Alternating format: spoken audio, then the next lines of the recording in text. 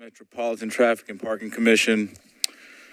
If you are not satisfied with the decision made by the Traffic and Parking Commission, you may appeal the decision by filing a writ of certiorari with the Davidson County Chancery or Circuit Court.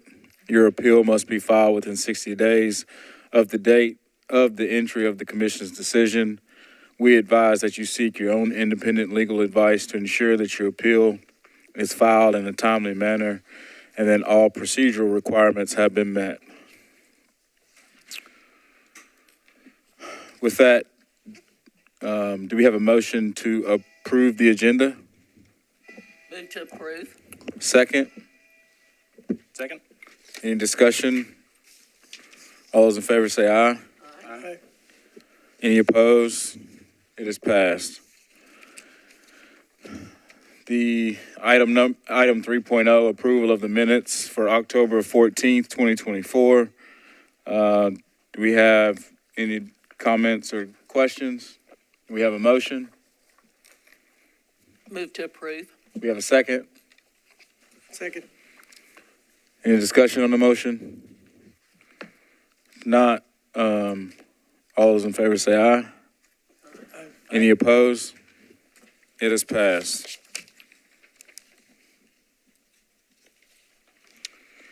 With that, we'll go to item 4.0, public comment. We have 3 individuals signed up for public comment. We will start with Ms. Tina. If you don't mind, please come up, state your name for the record, hit the red button, and you have 2 minutes. There's a circle button right there in front of you. It has not. I'd like to clear up a few things that were brought up in the October meeting. There are now 23 active vendors, as 2 of my friends are no longer vending. Of these 23, there are seasonal versus full-time, of which NDOT has not distinguished how many are full-time and how many are seasonal. I'm there on Saturdays, once or twice a month, from 9 to 3. There is only me. Occasionally, there are 2 others, but the 3 of us have only been in the Gulch at the same time once since spring. Limited spaces was brought up. A detailed list of spots with blackout dates would be the best for all concerned, even you guys. We don't want to get in trouble, so help us. It was said where they can go, they don't want to be. Well, there's a catch-22. Where they want us, there's no foot traffic. Where we want to be, there's foot traffic. So, and I'm also curious where she told them to go, the vendors that she talked to. Also wondering about the scooter corrals. She mentioned that they are building scooter corrals for the vendor of the scooters, but yet we're being pushed off the street. So help them. How about helping us a little bit? Ms. Blackhurst said vendors were being aggressive and inappropriate. Here's my biggest point. Who? What vendors? In speaking to my own resident that I know in the Gulch, she said it's not the vendors selling the products, it's the solicitors and the religious groups, the animal activists. They're actually approaching people. There's 3 or 4 of them on a corner. They're making themselves a little bit more aggressive. I do not push my jackets on anybody. I forgot to tell you, I'm Tina Schmitterer and Get Tasseled is my business. Sorry about that. And the animal activist, she said, though she admits those people are annoying. And she says, or she thinks there needs to be a distinguishing mark between vendors who sell and the solicitors. Next, businesses losing business. When a new restaurant or a new restaurant or a clothing store opens up in the Gulch, do you get complaints about that? Do they come to you and complain that they may be losing business on that? No. Her survey must have skipped kittenish, as they know I'm a sidewalk vendor, yet they open their doors embracing me and my product in their store. A corporation supporting a small business. Think about that. Ms. Tina, I'm sorry, your time is up. Okay, that's actually a period right there. Okay. Okay, and you all have my letter anyway. I was just reiterating for the audience. Thank you so much for coming up to speak. Next, Ms. Rachel Blackhurst with NAOP. If you don't mind, state your name for the record prior to speaking. Sure thing. I'm Rachel Blackhurst with NAOP Nashville, which is the commercial real estate development. Okay, am I on? The mics are a little dim today. They're lower today than you. All right, I'll try and speak up a little bit. I have a quiet voice. Rachel Blackhurst with NAIOP Nashville, the Commercial Real Estate Development Association.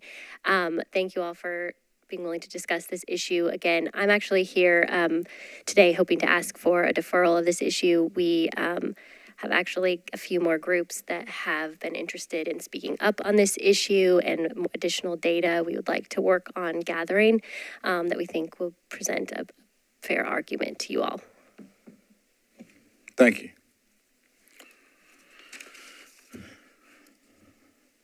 Next on the list, Council Member Coopin, if you don't mind coming and stating your name for the record.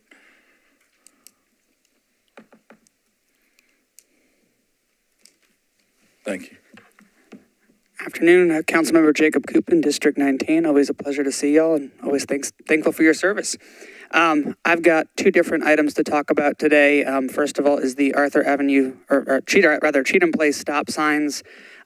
Residents have shared some concerns and questions about the roundabouts that were put into place, but I do think we need a little more time to evaluate it, so would love to have that item deferred to the February meeting, just to have a little more time to work on it. One of the biggest issues I've seen is that the rubber stoppers are out from the flex posts, creating a very wide turning radius that's kind of been problematic for that intersection. So I don't know if NDOT can take a look at that and see if it maybe makes sense to bring those rubber stoppers in a little bit, so we have a little bit better of a turn radius around it. It's also that the two stop signs are uncovered, so people are unsure if they need to stop or go, or kind of there's a little bit of a weird dance going on where you see a stop sign in a roundabout. So I don't know if policy entails covering those stop signs up while we're working with a roundabout, or if it's normal to have a two-way stop into a four-way roundabout. But would love for that to be addressed, and would appreciate the commission's support on deferring that to February so we can continue to collect neighborhood feedback and work on it. And then also here to speak about the vending conversation. Appreciate the comments from vendors, and I think that one of the challenges is that over the spring and summer it was pretty bad down there. There's a lot of vendors, a lot of people walking in streets. I think as we've gotten into the fall, it's quieted down. So I think some of the conversation, people are saying, well, nobody's there, and that's a typical trend we see. So again, I'd be supportive of a deferral to the February meeting to allow some more time to do some research, try to gather some more documentation from the previous summer, and start to see what that spring and summer starts to look like as we see these issues. And as always, really supportive of finding a place for street vendors and a place for musicians and people like that to participate. We're working with very narrow sidewalks and narrow streets, as we know, so would love to find that real estate, and I know it's a challenge that everyone's working on. So yeah, appreciate y'all as always. Thank you. Thank you, Councilmember.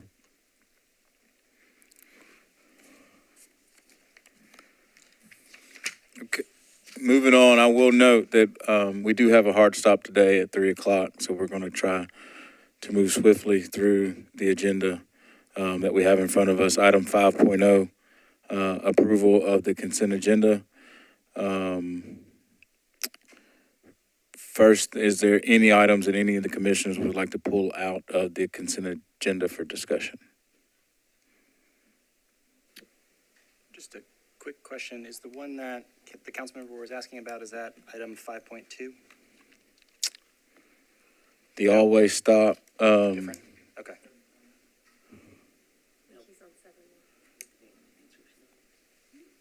I don't think so. Staff, could you speak to that? I believe the council member was referring to prior agendas where we were looking at all-way stops on Cheatham Place at various intersections there. That is not on the agenda today. Okay. Is that correct, Council? You referenced an item in your public comment about the all-way stops. Is that on the agenda?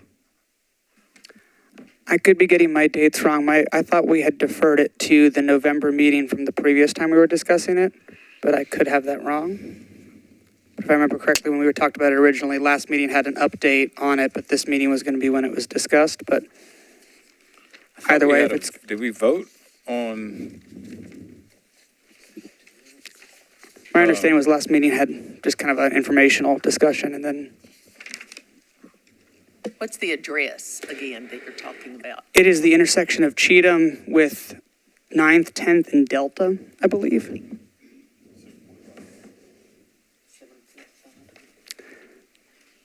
Apologies that I don't have the agenda. Yeah, we, 7.5 in the minutes, we upheld the recommendation and the motion was approved with no objections. Okay, thank you.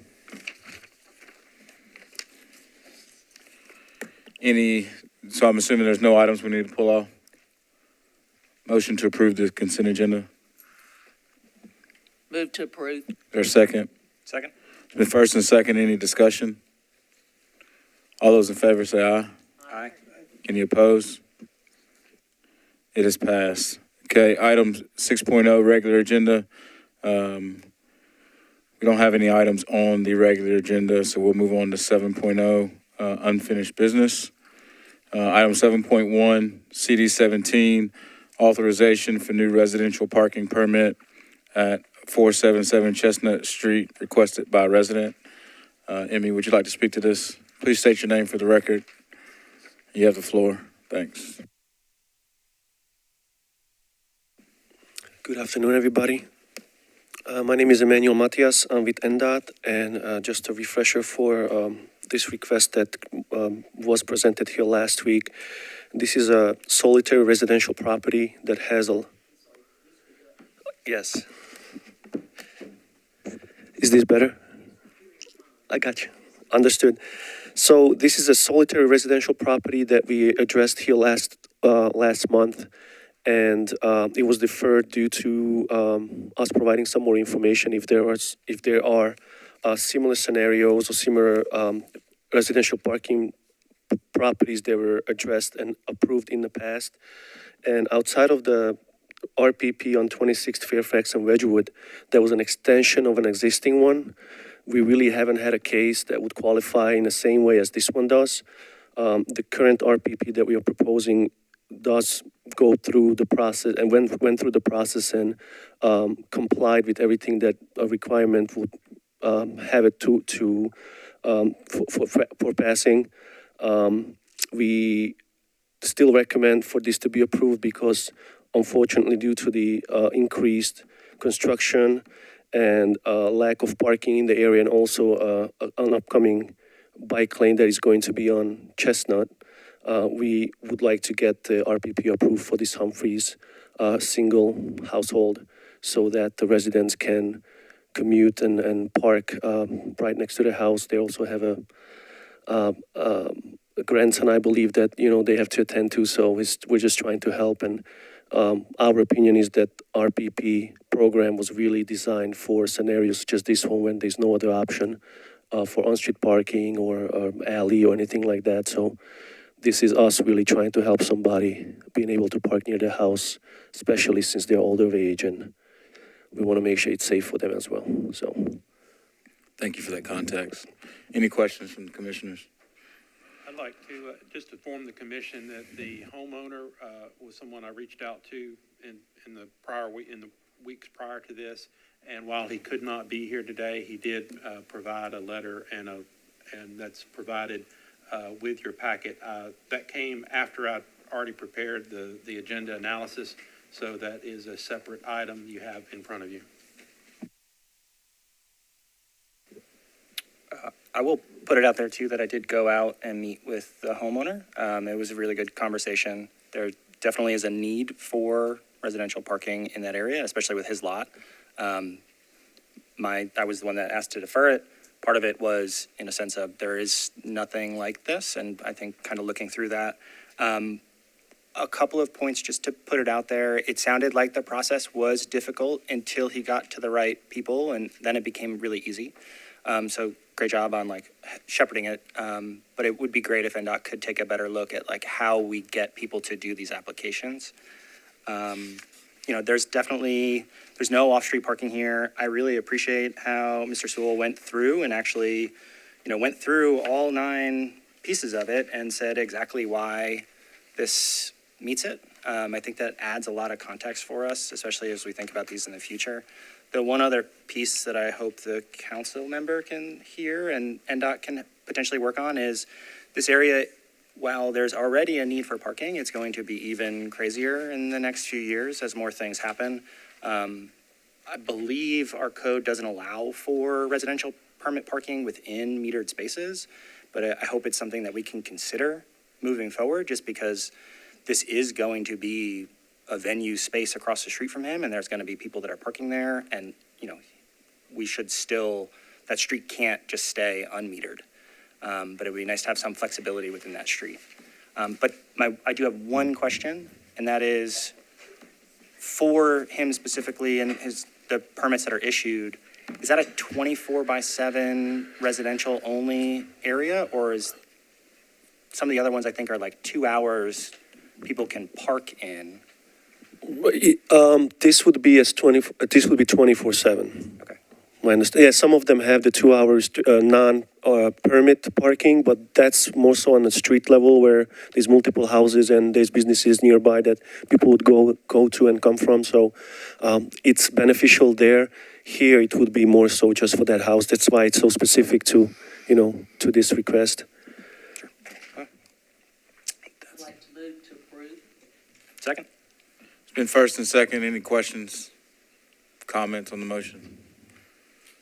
Not, all those in favor say aye. Aye. Any opposed? It's passed. Thank you for your. On behalf of NDOT and the gentleman, thank you very much. Appreciate it.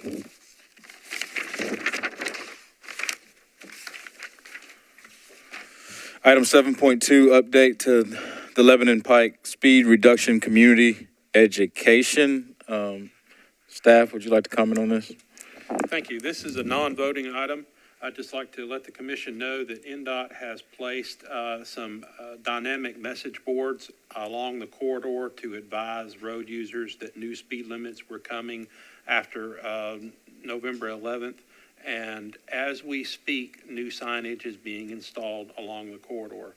NDOT has been engaged with and continues to be engaged with local news outlets and on social media. So we will continue reaching out to the public about the changes to the speed limits on Lebanon Pike. Any questions from commissioners?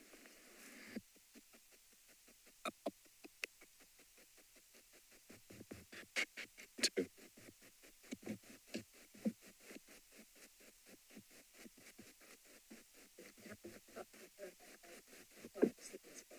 I think you can reset it.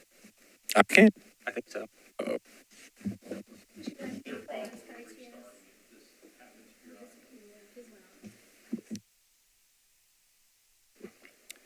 When do we expect the rest of the segments to come back to us? I thought we approved the rest.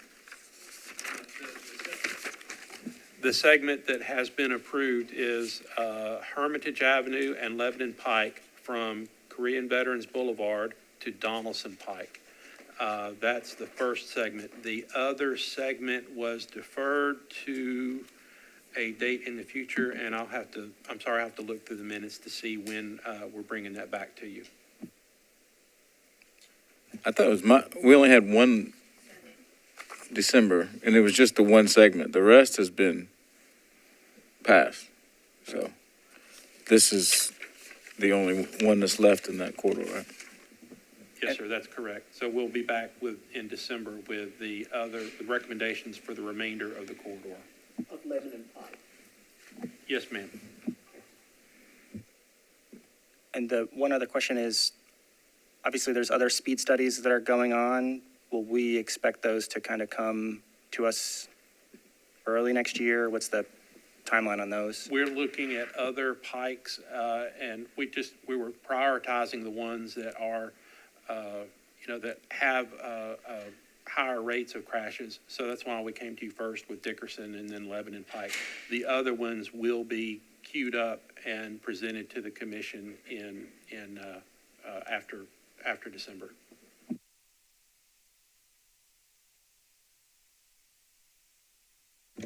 Any other questions? Are the new signs up for the speed yet? They're being installed as we speak. Any other questions? If not, we'll move on to item 7.3, authorization to extend the downtown sidewalk bending restriction into the Gulch, including the area bounded by Broadway, 12th Avenue South, Division Street, and 8th Avenue South, requested by Gulch stakeholders and NDOT. It has been expressed that this item be deferred until the February meeting. Any questions or comments prior to a motion? I've got one. I could appreciate people trying to make a living, but I have driven down that area at night, and the holiday season is coming upon us. Those sidewalks are narrow, and this commission is charged with pedestrian safety. So I'm concerned about putting off the vote to pass the restrictions into the gulch until February, because we're going to have more people down there. People come more to Nashville. The gulch just gets busier. Any other questions or comments? I have a couple. In regard to the bulk mail out that was done, what were the results of that? We had a mail out that was done, if I recall, it was September? September. I was trying to think September or October. And we sent a letter to the, to all of the persons who had active sidewalk vending permits at that time. And we've also been engaged in local media and trying to publicize, hey, this is going to be presented to the commission. If you'll recall, we had a presentation that says, hey, this is what we're thinking about, and we'll follow up the following month with a request for a vote for approval. But during that time, we engaged with the sidewalk vendors by snail mail, and here we are. What was the response? I haven't received correspondence back from the sidewalk vendors, except, in limited cases, like you heard from Mr. Schmutter today. She's reached out to me via email. Okay. I think to provide some context, Commissioner Gibbs, the councilman and a representative from NAOP, they did voice to defer this and that they were working through some solutions and wanted to work with the vendors to come up with some comprehensive solutions for both. And they requested a deferral to February so that they could work on that.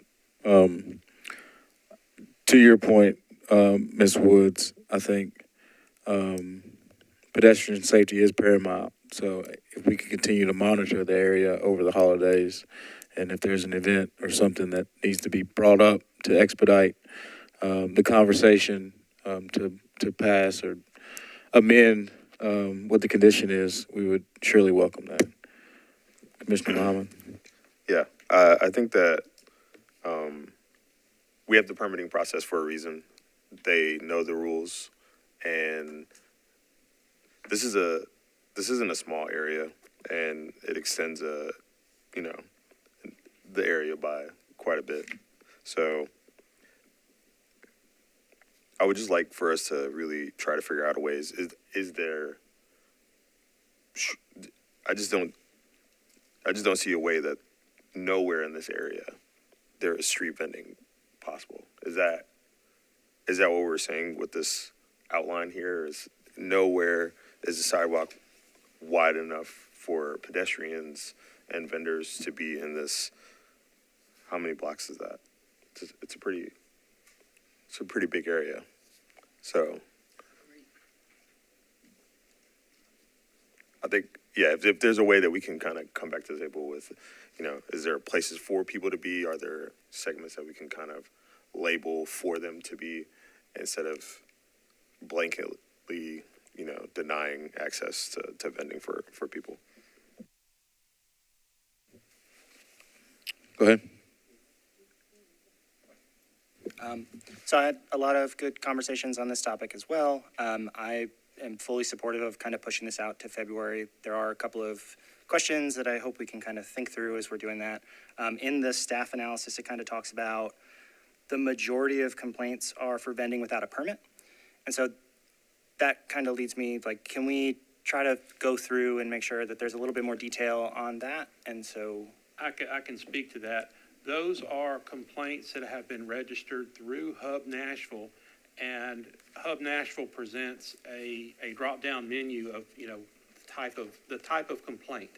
And in this case, the sidewalk vending complaints, the drop down says, sidewalk vending without a permit. So that's not necessarily what the problem is. That's the type of complaint that was selected by the person who's registering the complaint. Okay? So just so you understand, they're not 46 sidewalk vendor complaints, 30 and for vending without a permit. That's just the option that was chosen in order to make the complaint. That's great context. And that's the type of thing, it does sound like there are reason to complain about certain things, but it also sounds like some of the vendors are doing the right thing or trying to do the right thing. And if there are complaints that are out there that are valid, I hope they would come to us so that we as the regulatory body on this process can kind of think through that and kind of be a partner in it. So that way it kind of keeps the good actors and then maybe moves the bad actors out of it. I just kind of hope we can find a way to do this. One other piece too is within the rules of it, I think last time we kind of talked about how if there is a metered parking spot, that excludes where vendors can be. In the original rules that are the way they're written, it says a meter. And so if we are going to interpret it as anywhere there's metered spots, which we don't have meters, so to speak, anymore, I would rather us get to what we actually mean is like the multi-pay station is where you can't be. And if it's a metered spot, it's okay. Or at least like discuss that, before we kind of expand this ban. Indeed, that's a valid point because at the time that the sidewalk regulations were promulgated, we did have old, the conventional or mechanical coin box meters. And since then, we've done away with those and we have pay parking lanes with pay stations and QR codes and such. May I say something? Absolutely. Okay. So regarding your question about parking meters, the parking meter is defined in the code. And it's section 1204230. And parking meter means any device by which the time which a vehicle may be parked at any point on the streets of the metropolitan government is measured and a charge made therefor. Parking meter may include a parking pay station, including one that services multiple parking spaces. So then the parking meter space is also defined in a separate code section, 1204235. And it's defined as parking meter space means any space adjacent to a parking meter or on the same block as a parking meter that services multiple spaces and which is duly designated for the parking of a single vehicle. So it's 1204230 and 1204235. So I do think parking meter encompasses the pay stations with the QR codes. Yep. My concern on that was we had said the interpretation was also to include any of the spaces. So a parking meter space is duly designated for the parking of a single vehicle. So a parking meter, if there's a parking meter in front of the space, it would be for parking one vehicle, is how I understand it. So do our rules then allow for you to be within 15 feet of a parking space that's just blanket spaces? I think let me just pull up. Are you asking if vending is allowed? Vending, yes, sorry. Yeah, the vending, I think the way it's written. And I'm also. Sorry, are you referring to section 6B6 of the sidewalk regulations? All stands must be placed at least 15 feet away from any other. Vendor stands are prohibited within 15 feet of any fire hydrant, fire escape, bus stop, loading zone, parking meter, or any intersection curb radius. And it continues on. But to me, I would analyze that as saying it can be within 15 feet of that QR code stand for the multiple spaces. Okay, so we think that it can be. Yes. Okay. And I will follow up to make sure it's what we talked about and then kind of clarify it. Okay, yeah, that's fine. Yeah, make sure I'm understanding your question correctly, for sure. Thank you. Councilwoman? Thank you. I certainly hear the concerns about the holidays coming up. I mean, the Gulch it is a big area on this map. Some of it feels gulchier than others, right? Some just feels like nice, pretty new roads. Some feels like an actual gulch.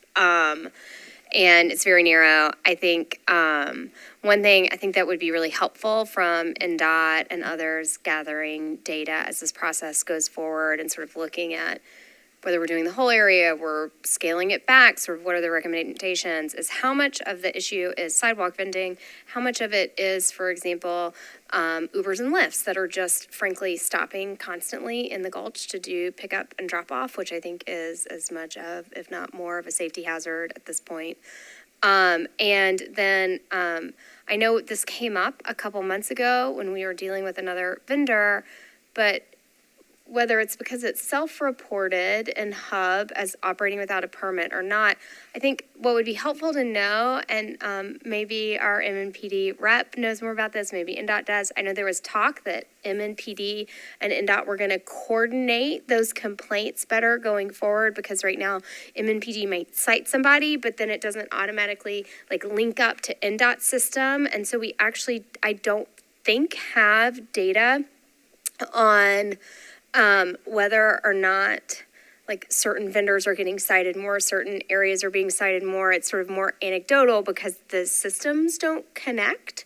And I guess too, are we even citing people in this area right now for breaking the rules, if that's the issue? Because I know we're doing it more downtown, but you kind of you have to go around the block and down to get to the Gulch. And so I think we have some officers on bikes who are doing these citations, and are they citing in the area? I think that information would be helpful to know before we make a decision on this. And maybe you know it now, but maybe not.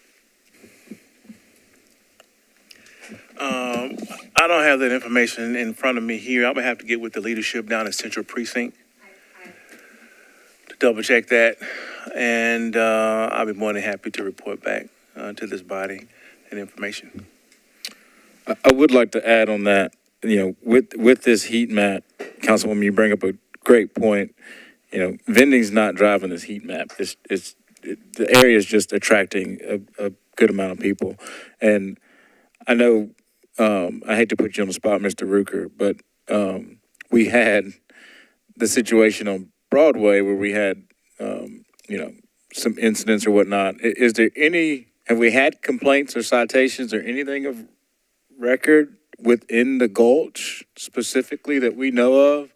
And I'm not asking you to bring that data here today, but I'd love for you to come forward if you don't mind.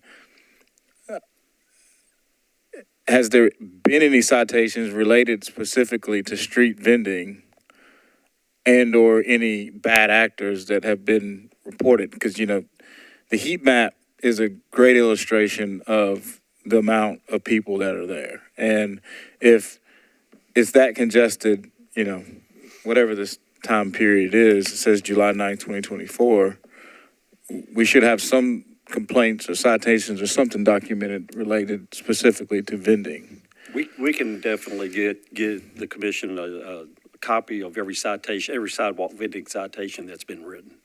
That will be no problem at all to gather that information. And then as the entities are working together to find a solution, I think it'd be great to understand, comprehensively what the impacts are, given that with the holidays or whatever time of year it is, that it's just busy. Yes, sir. When we get that list, and we'll be happy to provide it to you, it'll also give us locations. So it'll tell us where the citation was written, and that way we can tell if they're being written in the Gulch, if they're being written on Broadway. We'll know where they were being written. So I'll get that information for you. Sorry for putting you on the spot. No, sir. No problem. I know you're up to it. Thank you. Appreciate it. Any other questions or comments on this item?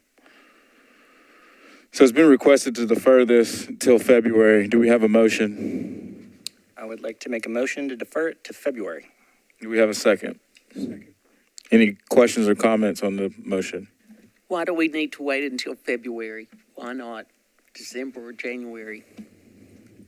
That was what was requested by the councilman, and I don't particularly have a preference. Open to suggestions. If staff was February, is that a NDOT has no objection to a February deferral.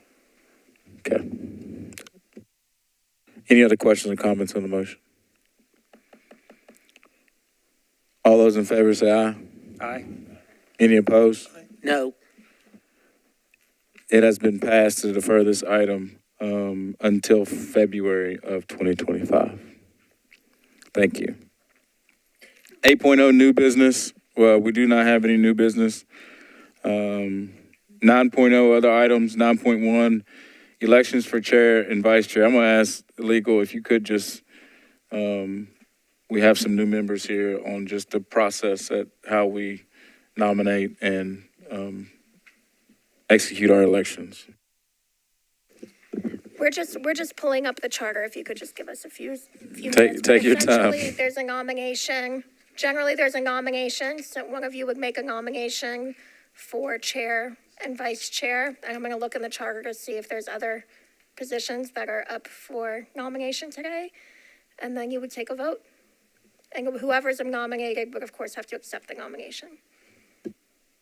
Okay, with that, we'll open up the floor for chair. I'd like to nominate Brandon Mason to serve as chair again next year, 2025. I appreciate the nomination and would gladly accept. Do we then vote on it, Sam? Yes, you need to vote on the motion. And does anybody second the motion? It's been first and second. Any questions or comments? Yeah, I think No you questions? can either have us run it or the vice chair. Yeah, Who is the vice chair? I love you, Chair, but I think legal or the vice chair has to. I can't vote myself in? You That's can't. not You fair? can't even. I think. I mean, I think you can't even accept the nomination. Okay. Yeah. Sorry. I retract my support for that. I mean, you can accept your nomination. You can't count. I don't. You know You've what been I watching mean. Congress again. All in favor, say aye. Aye. Aye. All opposed? It's unanimous. Now, can I nominate vice? I would like to nominate Commissioner Gibbs as vice chair of the commission, if he would accept. I accept. Second. All those in favor say aye. Aye. Any opposed? You can't oppose. Thanks. It has passed. We'll move to item 9.2. We've had some general discussions around the meeting time and the meeting date. I think the Monday will stay the same, but wanted to have an open discussion around moving the meeting up to 1:30, given how things have ran in the past. But wanted to have an open discussion about an earlier start time to see who would be available and who it would accommodate or not. Any way we could do this at breakfast over coffee? So I will just note that I'm never available from 1 to 2 on Mondays. So, you know. I have a standing day job work call that ends at 2, so I just might be late some. Well, let's just go one at a time and just see how everybody feels about it. Maybe.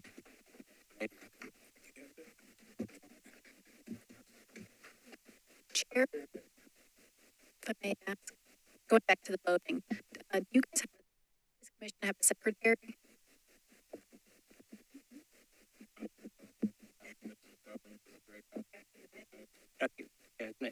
Secretary in that Well, role. it can be from, you can either nominate someone to be your secretary, or it can be from commission's employees, someone who's appointed. I had suggested people doing that in the past because some of the boards I've served on, the lawyers have been secretary keeping minutes.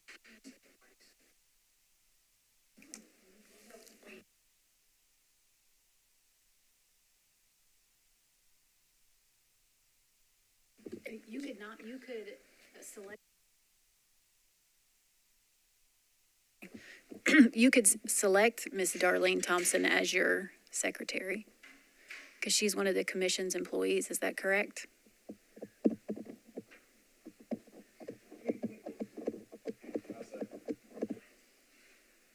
I can't make a motion. If I recall, way back in the old days, before there was an NDOT, and there was a separate department for traffic and parking that was separate.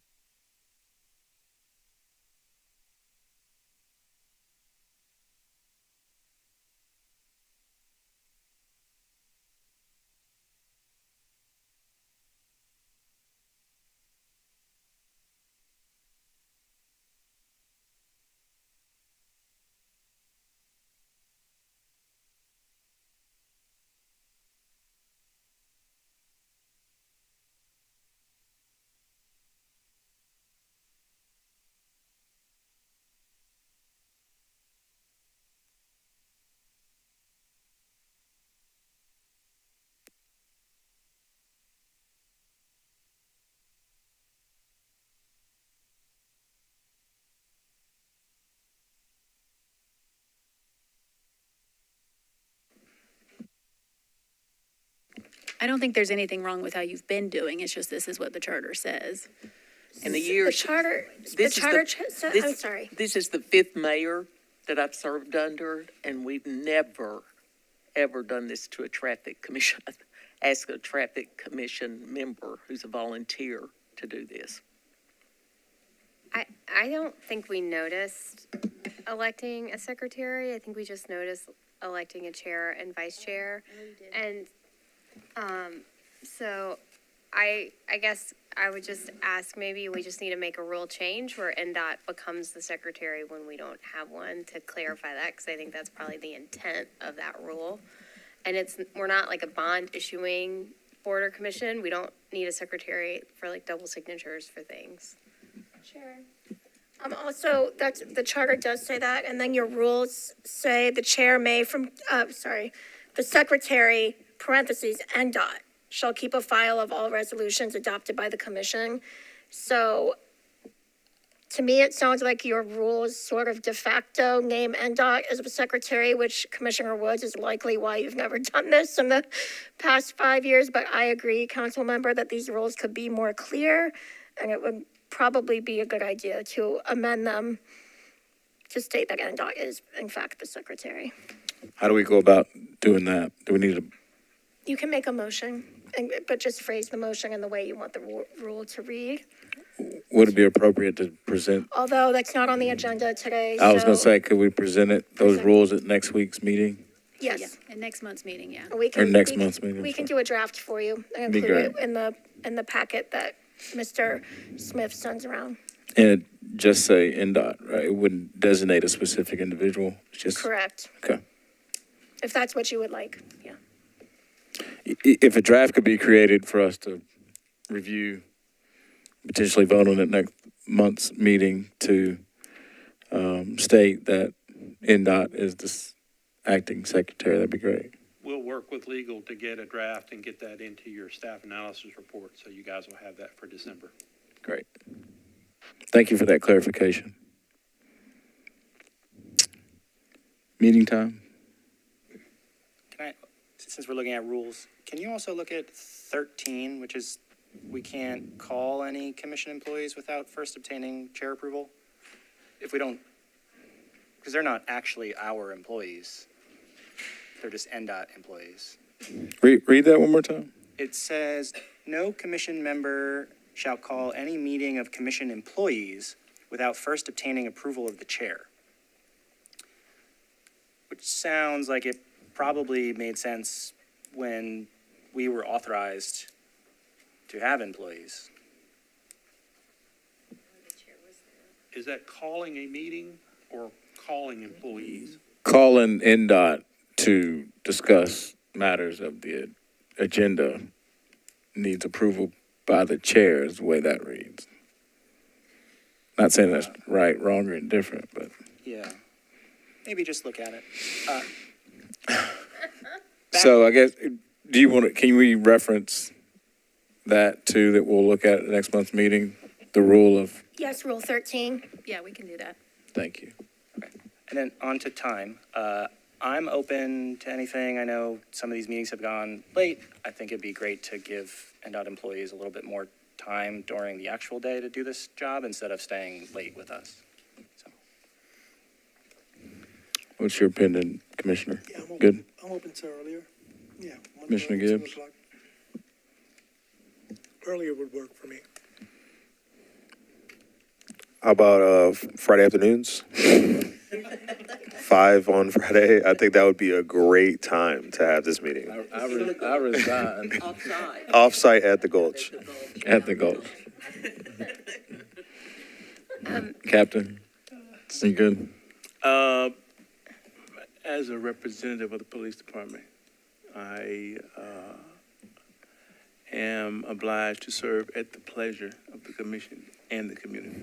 Appreciate that.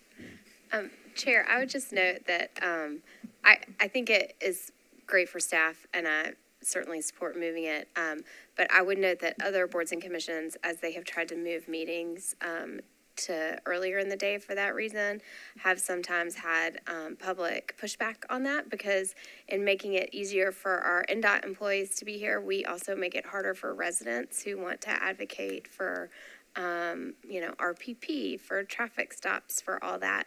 So I think to the extent that it does get moved earlier, putting things where individual residents may want to advocate for themselves towards the bottom of the agenda so that it's later in the day, or having that conversation with them is really important, because nobody goes to the IDB meetings, they're at 10 o'clock in the morning, right?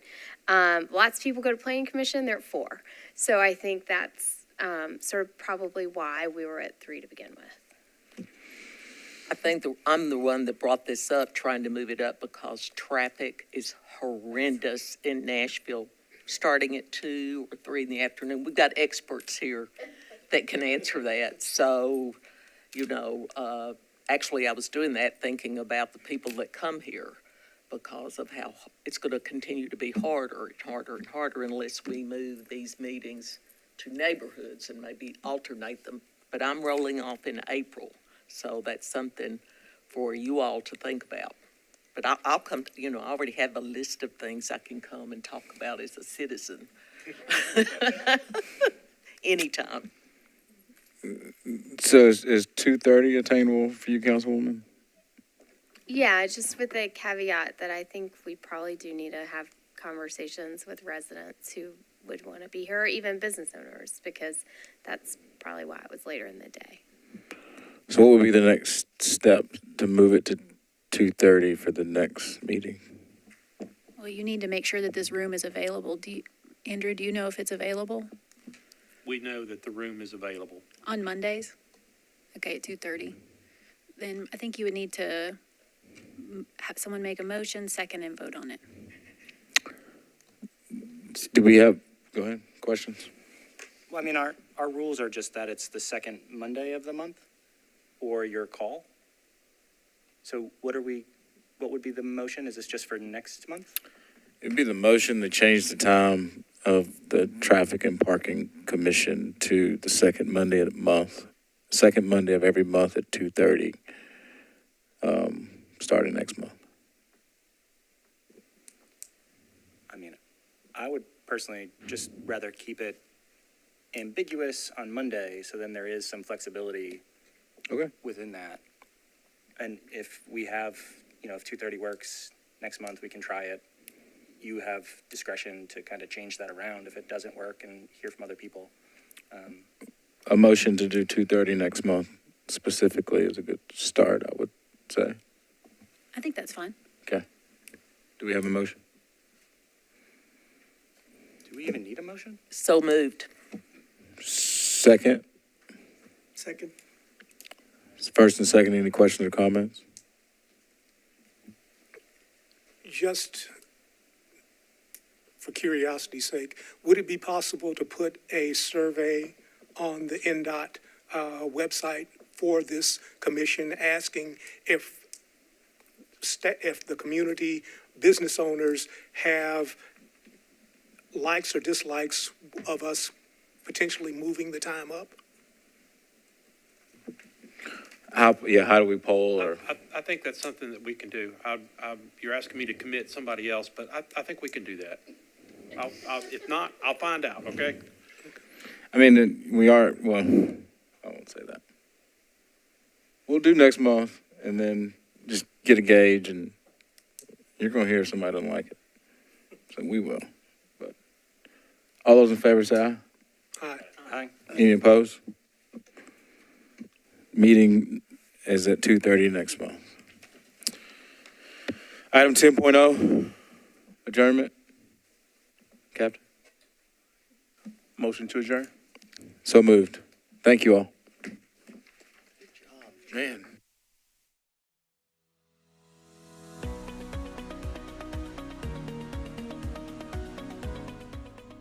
This has been a service of the Metro Nashville Network. If you would like to see this presentation again, or for more information on this and other programs, visit nashville.gov.